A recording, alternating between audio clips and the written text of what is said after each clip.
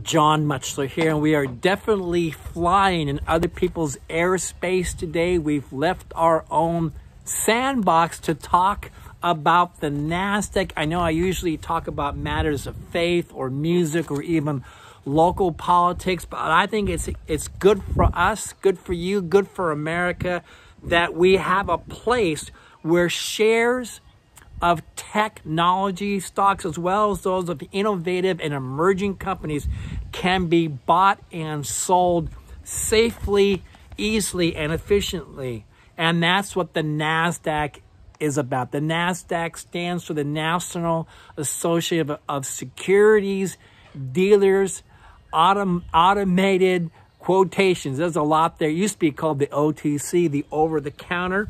And three things happened to me recently that made me want to produce this video. The first thing that happened was about a month ago, I posted a Warren Buffett video. You know, Warren Buffett, that radical right-wing Republican conservative. I use anything but those things. Warren Buffett was a big supporter of Hillary and Barack Obama and has said a lot of nice things about Bernie Sanders. But he put out this video, I think it was about May 2nd or May 4th or so. I think my posting's about May 4th, where he's talking about the American miracle. That's the American economy. And he's producing this video right at the time of the collapse of the market and massive unemployment because of COVID-19. And he makes this great point. He says, never bet against America. And he has great praise for the markets, for the stock markets. And so that thing came up. I posted that. You can easily find it by just YouTube searching Warren Buffett and the Miracle of America. The second thing that happened was two of my family members separately came to me because they were both being asked to make some investment choices for their 401k through work. They had both taken new jobs, and they were both given an opportunity to have some matching money. And by the way, if you work for a company that wants to match your money, you just do it. You don't even think about it. You just take, that's free money. You take the match for your 401k or your 403b. But they were being asked to make some investment choices, and I was really glad to meet with both of them and explain to them that in their 20s, it's wise to be heavy on the side of technology and new companies, NASDAQ type companies, and I'm pleased that those are the choices that they made, and I think over their career they're going to be pleased that they did that. The third thing that happened was just a few days ago, I had noticed that the NASDAQ had reached a record high. That's an index. That's basically sort of an average of all the stocks. There are about 3,500 companies representing about $10 trillion of market capitalization. They averaged all that, and that index had reached the number 10,000 and change. Now, it's just a number. We have 10 fingers. That's what we like to deal in tens. But it reached 10,000, and I noted that, and I got a little bit of grief on Facebook for praising that accomplishment. I thought that was good news. I actually thought that was good news for everybody because I noted that it doesn't matter if you're Republican or Democrat, conservative, liberal, red or blue. A majority of Americans are invested in the market and they benefit from news like that. So I kind of wanted to respond to that in a little bit more detail. And so I've put together this video listing my 10 reasons why I sing the praises of the NASDAQ. So here is reason number one. The market, and the NASDAQ especially, is perfectly non-discriminatory. I don't know of any mutual fund company, I don't know of any broker who has ever been accused of not accepting somebody's money to invest on the basis of religion or sexual orientation or color of their skin or how much money they have. That is, if you can invest pretty much any amount of money in the market and buy American stocks. I've not heard anybody turned away because they were Catholic or Sikh or Jewish, whether they were transsexual or transgender or whatever. It is an entirely non-discriminatory, non-bigoted place where they'll take your money regardless of who you are. And they don't care if you like Trump or hate Trump. They don't care if you still have a Bernie Sanders sign in your front yard or if you don't. The stock market is for everybody. And again, I run in lots of circles. I run in progressive circles and in conservative circles, and there are people in both groups that are invested in the stock market. By the way, you don't even have to be that wealthy. I checked on this today. You could have millions of dollars to invest. You could only just have a few $100s to invest. And this is kind of cool. This is not well known, but I'm glad to share this. And I checked with my broker today. You could literally send $100 to a brokerage company, open up an account, and you could buy one share of stock that's about that price. And I checked today, this is not an endorsement, but Starbucks is selling for about $75 a share. You could literally buy one share. There are no commission fees, and you could own that share and just sit on it for the rest of your life. It's amazing. It doesn't discriminate against you if you have a little bit of money or a lot of money. And by the way, anybody can participate. If you have a cell phone and a cell phone plan, you probably have enough discretionary money to participate in the NASDAQ. It is non-discriminatory. And by the way, here are the percentages. The percentages of Republicans that are in the market, 61%. Slightly behind them, Democrats at 56%. Back a ways, and we need to change this, but 42% of African Americans are invested in the stock market, either directly through stocks or through mutual funds. That number needs to go up, but it's certainly a good place to start. The second reason I like the stock market, and I like the NASDAQ in particularly, is the downside risk is limited. The downside risk is limited. It's limited to the amount of money that you've invested. That's it. If you invest $75 for a share of Starbucks and it goes out of business, chances of that aren't very high, but you lose the $75. However, if you start your own company, and that's great that you do, and you're not incorporated the right way, you take on all the risks. So if somebody sues you, you have all the liability, and you could lose a lot more than you put into it. So one of the amazing things about corporations, and I know corporations are evil, right? But they limit people's risks, so they're able to invest and participate in the risk, but also the success of the company. So that's the second reason I like stocks, is your risk is limited. Third reason I like the market, it's a fabulous long-term investment. I'm in it for the long term. I've been investing for 30 years. I am not a day trader or a market timer. There may be a place for that. Doesn't float my boat, doesn't turn me on, but I've always been in it for the long term. And I did some checking on this thing. I mean, there are some people might think bad times to invest. You might feel bad that you got in right at the top of the dot-com bubble. That was about March, I think, of 2001. Things were pretty high. Then the bottom fell out as they realized people's companies weren't making any money. Remember e-toys? But things went pretty bad. They got worse when 9/11 came around. But even if you had purchased a bucket of stocks about that time, about 2001 at the peak, and just rented it out for some 18, 19, 20 years to where we're at today, you would have still done better, I think about 3% a year, than if you had just stuck your money in a savings account or under your mattress. And you certainly could have done much, much better than that. It's a fabulous long-term choice for your money. And by the way, the market's not a place if you need that money in a year or 6 months. That's not the place for the market. It's for long-term retirement money and saving up for education and things like that. The fourth reason I like the NASDAQ, the companies that make up the NASDAQ, they have been fabulous wealth creators and, more importantly, job creators. I'll give you an example. I have a daughter who lives in a city called Redmond, Washington. Both she and her husband work for this little tiny startup company. I hate to give you their name down in Redmond. We'll call them Minisoft, okay? They work for a company called Minisoft. And they do better, individually they do better than both their parents. They're doing fantastic. They're entirely debt-free. They're saving up for the things they want to do with their lives. And they're working for this company, okay, it's Microsoft, that has produced thousands, I think some 12,000 millionaires and a handful of billionaires. They have been wealth creators, plus their products have been used by other people, companies, to make them wealthy and successful as well. So great job creators, these companies that are listed in the NASDAQ. My fifth reason for liking these companies represented by the NASDAQ, is they create fabulous products that we have found not just useful, but sometimes essential.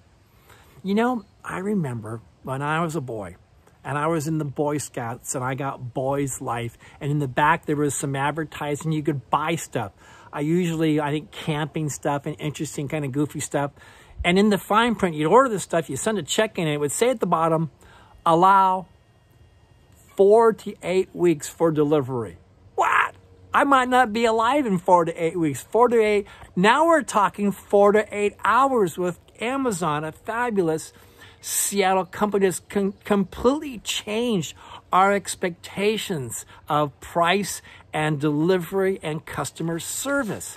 Can you imagine? Right now, I am taking this video with a video camera that probably 30 years ago would have been tens of thousands of dollars to produce the quality that this camera does. And this camera is kind of amazing. It does other stuff as well. It has a GPS device in it, so we can locate people all around the planet. And I can find, if I were to misplace this camera, I could easily find it. It has great games on it. The other day I was sitting with my family. We're all playing this fun game, each of us on our own device, you know. It's got a word processor, and I can create documents with it. It has video and photo editing capabilities that are just incredible. It's got a calculator in it that would rival anything that Texas Instruments ever put out when I was a kid. It plays music, it makes music, and guess what? It's also a phone. It's a phone. I can talk to anybody, anywhere on the planet. That's right. I have an iPhone, and there are Androids.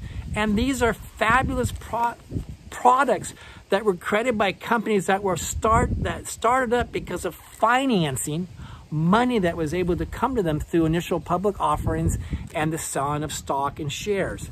We would not have the things we have today if it had not been for the over-the-counter market. How about the large number of chemical, biotech, and medical companies that are listed on the NASDAQ that save millions of lives and improve the quality of millions more? It's amazing. Electric cars, Tesla is on the NASDAQ, and I've ridden a Tesla. That's a pretty cool car, and they will be affordable someday for little country preachers like you. There's no doubt. Doesn't it happen that way? Things that were mostly for wealthy people, eventually the prices start to come down. You name it, whether it's a computer or a laptop or a cell phone, the prices come down so they are affordable. And no doubt in the next, let's say, 10 or 15 years, the Teslas will be affordable for common people like you and me. That's what the NASDAQ does. It facilitates the needed capital, access to capital that companies need, because banks don't like to loan for risky things. They're risk adverse by design because banks are full of conservative investors. So here are the names of just a few more companies that are listed on the NASDAQ. These are companies that you can purchase shares, and that is you can have a piece of ownership in any or all of these companies. This is part of a group of stocks called the NASDAQ 100. They take the largest companies that are part of the NASDAQ. Actually, for some reason, there's 103 here. I'm not going to read them all, but here are a few. You know most of them. Here we go. Apple, Microsoft, Amazon, Facebook, Alphabet, aka Google, Intel Corporation, Adobe, Netflix, PayPal, Cisco Systems. They're hugely responsible for the internet and our systems of communications with computers. Tesla, Pepsi Company, Comcast, Amgen, Costco, T-Mobile, Texas Instruments, Starbucks, Intuit, Zoom Video, Kraft Heinz. I love Kraft macaroni and cheese. They're listed in the NASDAQ.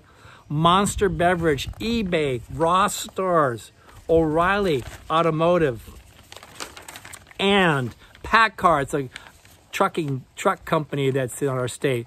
Sirius Radio, the Dollar Tree, Expedia, and the last one I got on this, Fox. That's right, Fox says you can actually become Sean Hannity's boss, buy a few shares of Fox News. How about that? Isn't that amazing? These are companies that you can invest in and buy and own a little bit of America. The sixth reason I like the market and the NASDAQ in particular because of its growth potential is that it helps to make individual dreams come true. You can invest in the market through mutual funds or individual stocks, it's up to you, and save up for your children's education. You start when they're really young, and there are a lot of amazing success stories of parents just taking a little bit of money, maybe $500, and that over time becomes a substantial amount of money, especially if they're able to regularly add to it and pay for kids' education. It's called a Coverdale. That's the name of a certain IRA that you can have to save up for children's education. You can also save up for your retirement, and there are a lot of people, and some have already chimed in on some of these postings that are made, that their retirement is enhanced or even made possible because of the market, because they may not have a pension or Social Security is not going to cover everybody. So the market actually helps people's dreams to come true. And I want to say one more thing about IRAs, and there are different IRAs, and there's the Roth IRA and there's a traditional IRA. Did you know that a young person can contribute money to their IRA and they can take out $10,000 and use it for their first home? Now, we are in a housing crisis, an affordability crisis, are we not? And here is something Congress can do. And I'm hoping that an aide from Senator Murray or Senator Cantwell or my own Congressperson Susan DelBene, I know they've watched these before, would listen to this idea. Really simple. The limit is $10,000.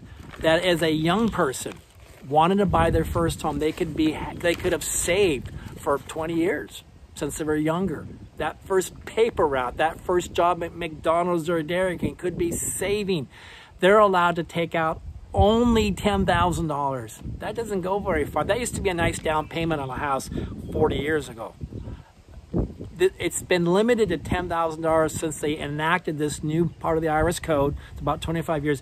Raise the limit. Why even have a limit? At least make it maybe $50,000 or more that you can save up and use for the first home. Furthermore, make it tax-free. Right now, we are incentivizing debt. On the tax code, you're able to deduct what in your taxes? You're able to deduct your property taxes, you're able to deduct your charitable giving, and you're able to deduct, because the bank lobby is very strong, the interest that you pay on your mortgage. Remember that? The interest you pay on your mortgage? That's fine and dandy. I don't want to take that away. But why not also incentivize the saving of money for that first home? That is, if you save up into any IRA and include the Coverdale, the education IRA. So if you don't use it for college, for some reason you decide not to use it for college, you're kind of stuck, by the way. You need to use it for education according to the law. Now, make it expanded. I like freedom. I like flexibility, but allow that IRA to be used for that first home so people can get into that first home. It's so hard right now. It's an easy thing to do. I can't imagine anything but bipartisan support for something like that. So the market can be used to help dreams to come true. Number 7, I love this. The NASDAQ is a fabulous expression of democracy. Democracy, we get to vote with our dollars. If we like a store, we shop there. If we don't like it, we shop somewhere else. If we like a particular brand of car, we buy that or we buy something else. But as an investor, if I like a company, I can invest in it. And if I don't like it, for any reason, I can sell my shares or not invest in it at all.